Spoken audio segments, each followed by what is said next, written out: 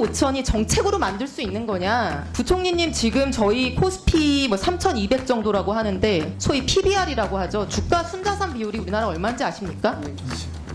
10 정도 안 되네요. 1.0입니다. 대만이 얼마? 2.4. 일본이 1.6. 브라질, 태국도 1.6, 1.7. 신흥국 평균이 1.8입니다. 근데 우리나라는 기업들이 가지고 있는 자산보다도 주가가 너무나 못 미쳐서 1.0밖에 안 됩니다. 근데 이거를 뭐 옆나라 일본인 1.6만큼만 높여도 코스피 지수가 얼마가 되는지 아세요? 627 대책 이제 약발 점점 떨어지고 있다. 아까 이제 수긍하시는 표정을 봤는데 네. 후속 대책 나와야 되는 거 아니냐, 언제 나오냐, 이런 이제 시장의 의견이 많다는 거 아실 겁니다. 네네.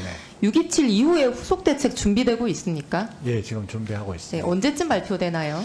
지금 저희들이 다양하게 이렇게 좀 대책을 마련해야 될 것 같아서요. 지금 뭐 여러 아이디어도 구하고 또 이렇게 전문가 간담회 정도 하고 이렇게 해서 지금 관계부처가 지금 준비 중에 있다는 말씀. 빨리 발표되는 게 좋을 것 같습니다. 최근에 네. 지표들을 보면요. 네네.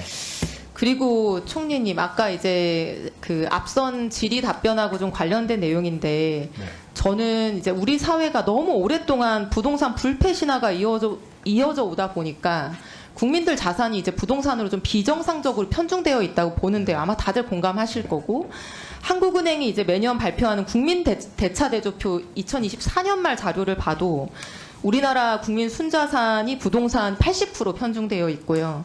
가계, 물론 이제 여기 비영리 단체도 포함되는 지표긴 한데 이걸로 좁혀봐도 74.6%가 부동산. 개인 기준 뭐 다른 통계들도 다 마찬가지로 70, 80%가 다 부동산에 이제 쏠려 있는데 이게 사실 정상적인 거는 아니지 않습니까? 그러니까 선진국은 보통 이제 대략 절반 정도 이렇게 생각을 하는 거고요. 그래서 이렇게 편중되어 있으니까 부동산 가격이 끝간데 없이 이제 점점 올라가고 국민 대부분은 부동산 대출의 노예가 돼서 평생을 살아가고, 이런 국민 자산의 부동산 편중, 이거를 일부라도 바로 잡아보자고 자본시장을 활성화하고 그 의지의 표명으로서 코스피 5천이라는 표어를 지금 얘기하고 있는 거 아닙니까? 네네. 그러니까 이게 5천이냐 6천이냐 이런 숫자는 저는 안 중요하다고 생각합니다. 별로 얘기할 필요도 없다고 생각하는데요. 숫자가 중요한 게 아니라, 그리고 이 정책이 단순히 주식 투자하는 사람들 돈 많이 벌게 해주자 이런 것이 아니고, 이런 비정상적인 우리 대한민국의 부동산 자산 쏠림 현상을 바로잡기 위해서 부동산 말고도 돈을 벌 수 있는 방법을 만들어주고 돈을 흘려보내기 위함이다. 그런 경제개혁의 목적을 가지고 있는 정책이다라는 거를 장관님, 부총리님께서 별로 인지하지 못하고 계신 것 같아요. 아니, 인지하고 있습니다. 네. 그럼 자신 있게 그렇게 말씀을 네. 하시면 좋겠습니다. 네. 코스피 5천이 정책으로 만들 수 있는 거냐? 주가 지수는 그냥 경제의 결과물이냐? 저는 정책으로 어느 정도 만들 수 있다고 생각합니다. 왜냐하면 주변 나라인 일본을 봐도 그렇다고 생각합니다. 부총리님 지금 저희 코스피 뭐 3,200 정도라고 하는데 소위 PBR이라고 하죠. 주가 순자산 비율이 우리나라 얼마인지 아십니까?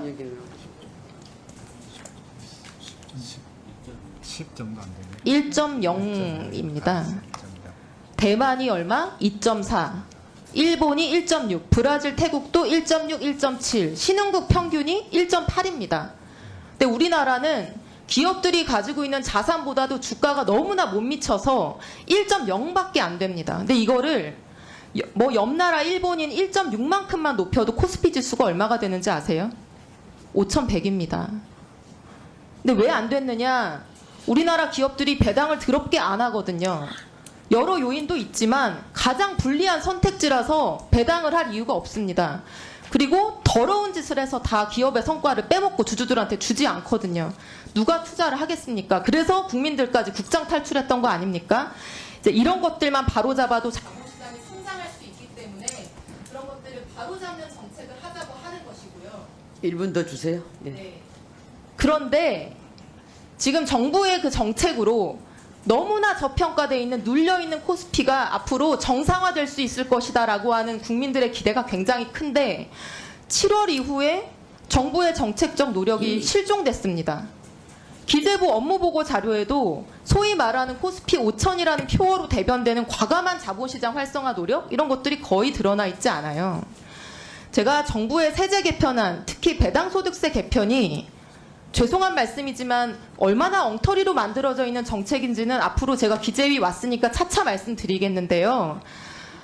우리 새로운 정부가 자본시장 활성화를 추진하는 것은 저속한 가벼운 부자 되세요 구호를 남발하는 것이 아니라 우리 국민들이 부동산의 노예가 되지 않고 균형 잡힌 경제 생활을 할 수 있도록 하는 굉장히 중요한 정책이라는 점을 부총리께서 명심하고 강조해 주셨으면 합니다. 예, 의원님 말씀에 저도 전적으로 공감하고 있고요. 지금 한국 경제가 사실은 이제 부동산에 너무 과도하게 이렇게 익스포즈되어 있는 부분은 사실은 한국 경제 리스크입니다. 그래서 그런 부분에 그 비중을 줄이고 자본시장 가야 된다는 게 동감을 하고 있고요. 그러면 어떻게 우리가 이 자본시장을 5천이 되든 만이든 갈 것이냐, 뭐 그게 여러 가지 복합적인 요인이 있을 겁니다. 그래서 저는 가장 중요한 게 결국은 자본시장의 플레이어인 이 기업들이 경쟁력을 가져야 된다. 기업들이 경쟁력을 가지 않고는 아무리 무슨 정권 거세를 낮춰주고 뭐를 하더라도 이게 잘못하면은 오히려 주식시장에 뛰어들게 해서 국민들한테 오히려 자본시장에 뛰어들으라 해놔놓고 부동산 놔뒀으면 괜찮을 걸 더 망치해서는 안 된다는 그런 또 책임감도 가지고 있습니다. 그래서 이 자본시장을 뭐 5천이 되든 우리 일본 분야에서는 가장 기본적으로는 기업들이 경쟁력을 가져서 기업들이 수익을 창출해가지고 진짜 누구나 이게 투자하면은 내버려두면은 진짜 뭐 엄청나게 주식이 올라가고 돈을 번다는 차원이 아니고 그럼 자동적으로 이게 넘어갈 수 있다는 여기에다 가장 중점을 두겠다는 말씀을 드리고요. 두 번째는 물론 뭐 단계적으로 저희들 정부가 뭐 이렇게 뭐 정권 거래소라든지 주식시장에 영향을 미칠 수 있는 부분에 대해서는 정책을 펴는 부분은 있지만은요. 그런 부분을 넘어서는 이 자본시장의 어떤 이 또 불공정 거래라든지 다른 요인까지 다 포함하고 또 중장기적으로 보면은 또 우리 같은 남북 간의 관계 이런 부분도 우리 주식시장의 PBR을 줄이는 굉장히 큰 요인이 된다고 보고 있기 때문에 총체적으로 다 해서 결국은 실력 있는 대한민국 주식시장 그래서 누구나 주식시장으로 넘어갈 수밖에 없고 부동산은 들고 있는 게 인구구조라든지 여러 가지로 지금은 우리가 예측할 수 있는 또 그런 부분도 있을 겁니다. 그런 부분에 대해서 의원님하고 똑같이 저는 동의를 하고요. 이런 자본, 설명을 길게 해주셨는데요. 네. 자본시장에 대해서 더 관심을 가지셔야 네, 될 네. 것 같습니다. 네. 남북 관계가 디스카운트의 요인이었던 거는 옛날 얘기고요. 네. 우리보다 안보가 더 불안정한 상황에 있는 대만도 우리보다 자본시장이 훨씬 더 활성화되어 있습니다. 우리 주식시장의 지금 디스카운트 요인은 정부가 일관된 정책 시그널을 주고 좋은 정책, 활성화 정책을 강력하게 추진하지 않는다는 거예요. 거기에 대해서 방점을 두고 네네. 좀 더 관심을 가져주시기 그럼요. 바랍니다. 그렇게 하겠습니다. 네. 정부가 관심을 가지고 강력한 정책을 추진하도록 하겠습니다. 감사합니다. 네.